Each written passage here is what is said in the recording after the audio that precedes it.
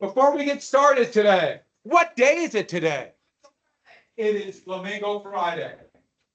And we almost missed Flamingo Friday. Before we get started, we got to get the rug squared away.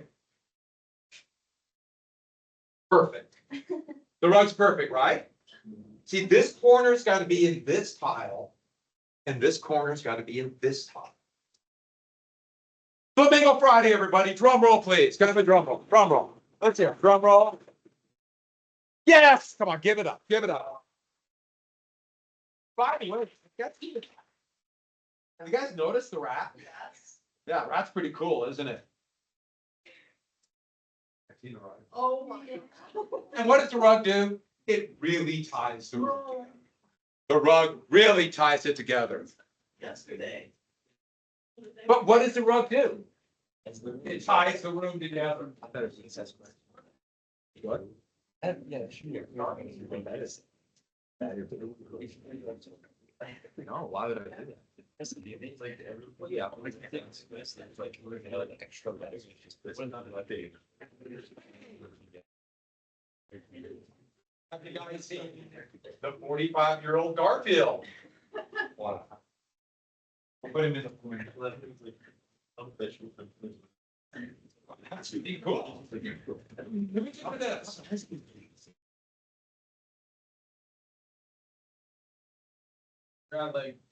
this. Oh, so we got to democracy? Yeah. We're here? Shays' rebellion, democracy. Went through all the issues of the money supply. Heck, we even covered liberal and conservative thought, the origins of liberal and conservative. Remember what I told you? People misuse those all the time. And when you really want to know who controls government, they control what? Yeah, the money supply. They control the money. Which state, which did not allow very many people to vote, limited suffrage?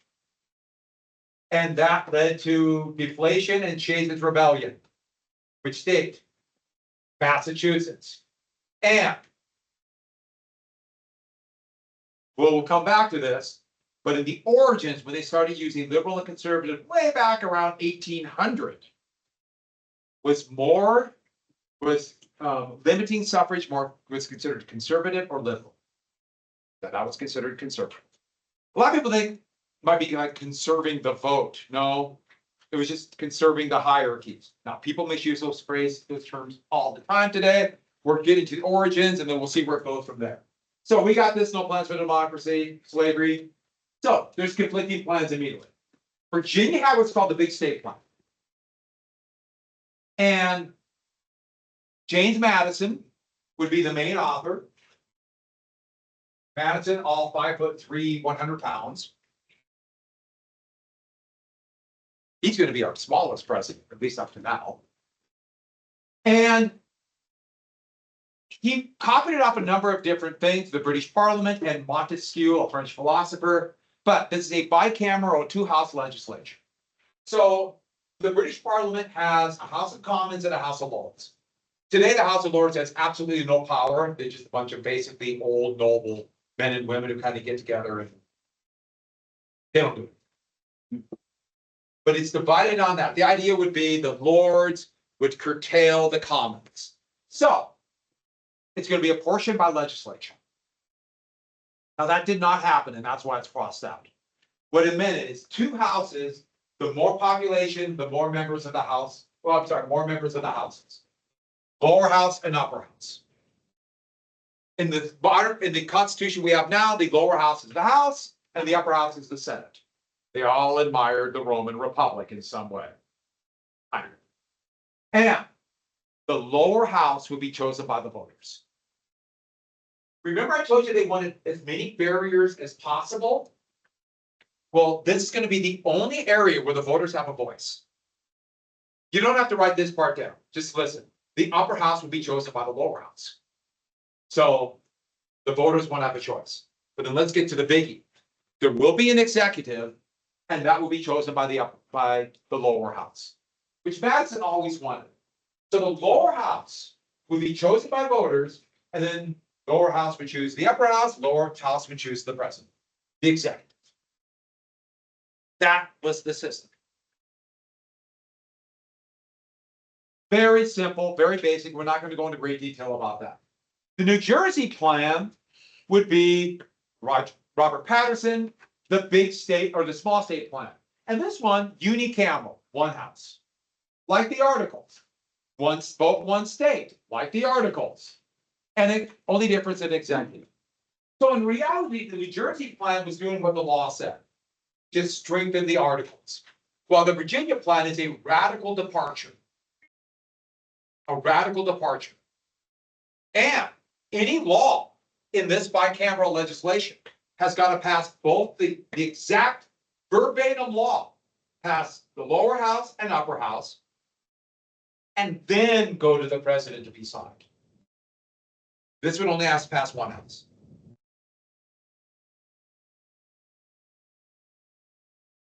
And immediately start blowing up. Small states said they refused to go along with them being outvoted. They said that was unfair to the smaller states. Upper states said, or larger states said, it is unfair that we have the largest population and we have so few votes and such little voice. The difference between the states is nothing like the difference today. But still, it was pretty dramatic between Virginia and Rhode Island. Today, what's the most populous state? California. What's the least most populous state? Wyoming. Yes. About. So there's going to be 3 compromises. Here's compromise number 1.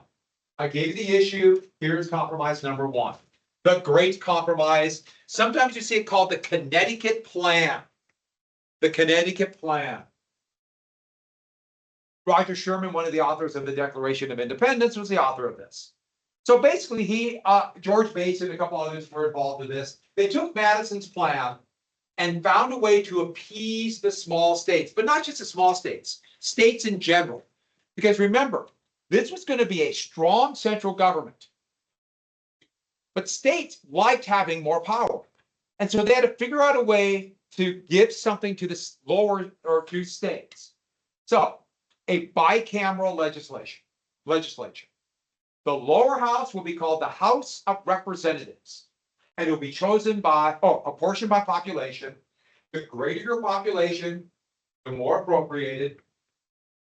Now, or every state has to have at least one.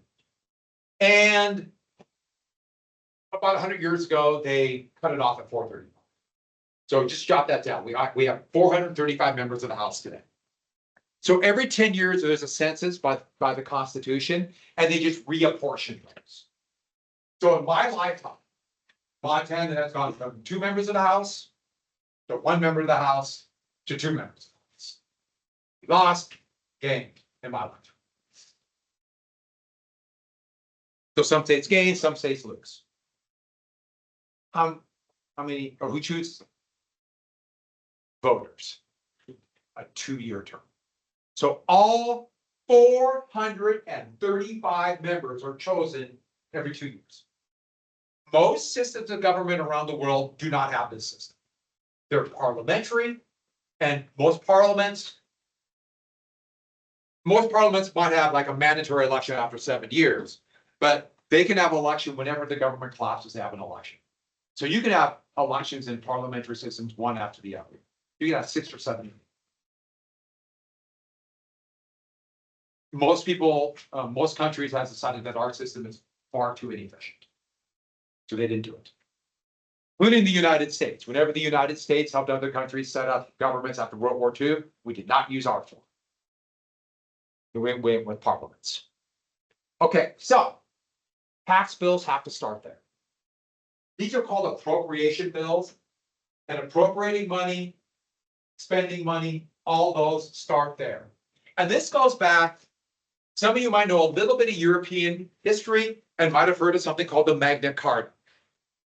In the 13th century in England, basically a bunch of noblemen revolted against King John and said, You can't tax us whenever you want. We should have a say when we're gonna be taxed. And what would that say be? They'll create parliament. And so that's the tradition. That's the roots of the British Constitution, and the US gets a lot from it. So, upper house, the Senate. And let's do the Senate.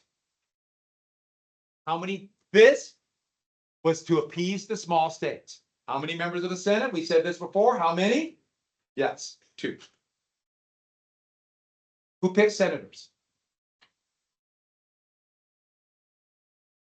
Remember, they wanted as many barriers from the mob and the elected officials.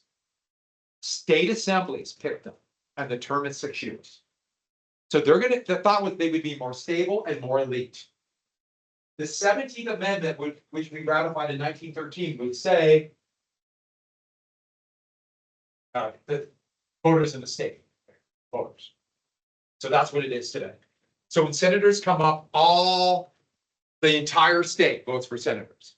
For members of the House, it's just whatever legislative district you're in. We're in the Western District, so Montana.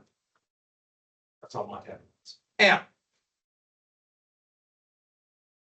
we had 7 and 6 years, 2-term said. Well, how many terms can they be elected for? As many as they can be elected for. Yeah, they can run for as many as they want. And that's kind of an issue. It is kind of a gerontocracy in the United States Congress. Okay, one more thing I'll add. And I don't even know I'm doing this. This is all called Congress. House and the Senate, that's Congress. But a lot of times, and I do this, and I'm sorry, I don't even realize I'm doing it. Members of the House are called congressmen and congresswomen. But the whole thing is Congress. So sometimes people refer to just the House as Congress. I try not to. But it's one of the weird little quirks of the way the American system has been created. Everyone got that? House and the Senate is the Congress. Sometimes it's just that. All right. And now the executive.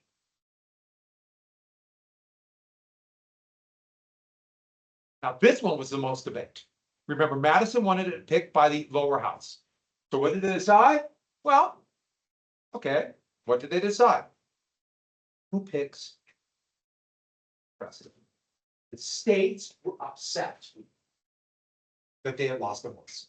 So there was talk about giving it to state assemblies. But then they decided by various reasons they didn't want state assemblies to do. The one thing they really did not want, were the voters to pick the executive. No, the voters will not. I mean, that was thrown out immediately. Everyone got that? The voters would not choose. So, who chooses it? You said it. The Electoral College. The Electoral College is made up of electors. A majority of electors in Electoral College. So basically what they created was a temporary Congress that would only meet every 4 years for president. Whoever gets, and I didn't put this down as the majority. You have to have the majority. If you don't get a majority of electors, it goes to the House. And Madison thought most elections would be in the House. He just assumed there'd be like 5 or 6 men. That's what he assumed would be vying for president, and they would never get a majority, go to the House. Each state gets one vote now in presidential elections. By the way, anyone know how many times that's happened in the House? So it never happened. It did not happen at all the way Madison thought. So electors. And electors are chosen by state assemblies. How are electors chosen today? By state assemblies. Everyone got that? It's all by state assemblies. Electors are chosen by state assemblies. How many electors does each state get?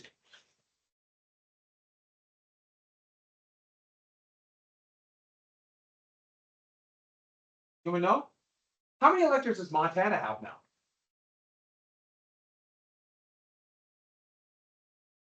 Okay, yeah, time to know. How many electors? Huh? We got more than that.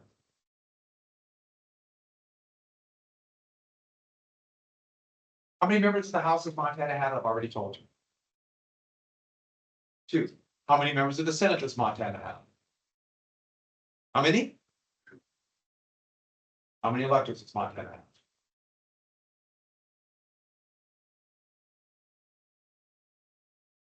You're really close. We just got our 4th. Electors by number of members of Congress. By members of Congress. So the least electors you can have is 3. The most electors obviously would be, well, California. We'll get to that in just one sec. That's how many electors. How's it chosen? Well, state assembly chosen. Yeah. Let's talk back about 1787, 1788 when they're writing this. 1787. When they looked at this, remember they want barriers between the people and the rest of, and the elected official, the elected elite. And they were very clear about this. So, does the Constitution say anything about voting rights? That's my way of saying no. It doesn't say who can vote. It doesn't at all say who can vote. So each state decides who can vote. Remember I told you some states allowed for anybody with property to vote? Some states much more restrictive. States decide. To this day, states make most voting rules. There is no constitutional guarantee to vote in the United States today. You have no right to vote according to the Constitution. You think you do. No. I consider that kind of a big hole in the Constitution. Yeah, there's no right to vote. But who are the voters? Aren't they kind of the elite then of each state, right? The big property holders. So most people can't vote, or in some states most can't. In fact, all states most can't vote. In some states, most white men can't vote, let alone anybody else. So only the elite can vote. And the elite vote for the elite here. For the House, and the elite vote for state assemblies. And these elite vote for the elite of the elite. And then the elite of the elite of the elite pick electors who pick the elite of the elite of the elite of the elite to be the president. And that's the system. So there's only one part of the United States government that's connected to voters, to the people. And most people aren't connected. And that's the House. Remember what I told you, this was never meant to be democracy. Never. Do people vote for president today? No. Not vote for president. You vote, you will not vote for president. Every state assembly and every state in the union now has said the voters will pick the electors. You got that? When I voted for president, 2024, I did not vote for Trump or Harris. I voted for electors pledged to Trump or voters elected. For electors pledged for Trump or for voters pledged for Harris. That is our system. You do not vote for president today. You vote for electors. It will say, in Montana, it actually says Trump or Harris, but some states, they actually list the electors. To this day. So there's a big separation. It is not a popular vote. What we have today is 51 little elections for president. And it's winner take all, for the most part, in every state.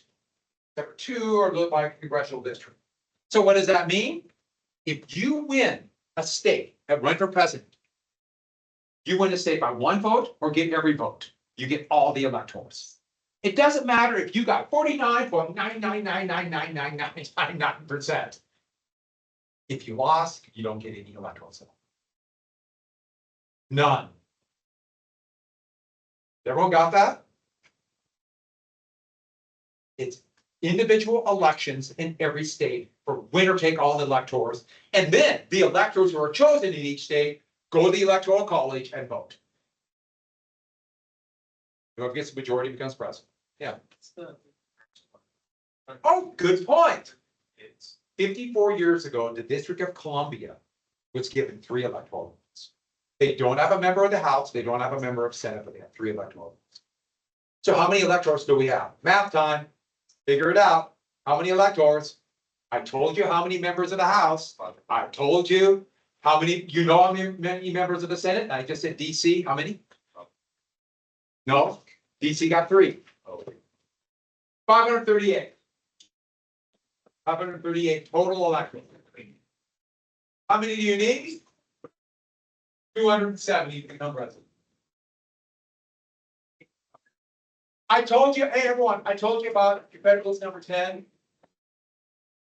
Did I give you that assignment yesterday? Oh, jeez.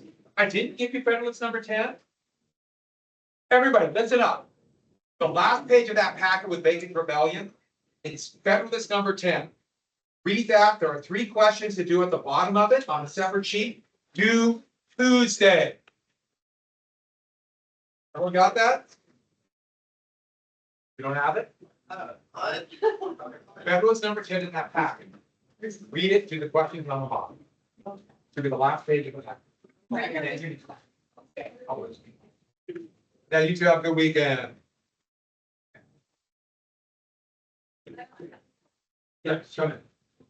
Just about to remind me. Is it on school actually? Yeah, it's also right there, 245 Tuesdays. It's on there too.